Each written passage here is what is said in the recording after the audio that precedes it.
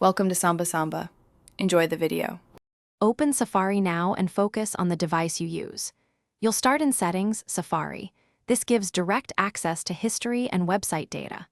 Once in Safari settings, scan for clear history and website data options and the advanced menu if you need granular control. Make sure to decide whether you want to remove only recent entries or everything. This choice matters because it affects autofill, cookies, and logged-in sessions. Start the action once you confirm which level of clearing you need. Tap Clear History and Website Data to perform a broad wipe. This removes browsing entries, cookies, and cached files across devices signed into the same account. If you want precision, go to Advanced, then Website Data, and remove specific domains or the largest storage offenders. Once done, consider toggling Prevent Cross-Site Tracking or Block All Cookies to reduce future tracking.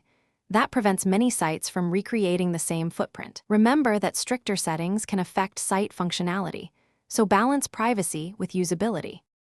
Finish by restarting Safari or reboot the device to ensure sessions and caches reset completely.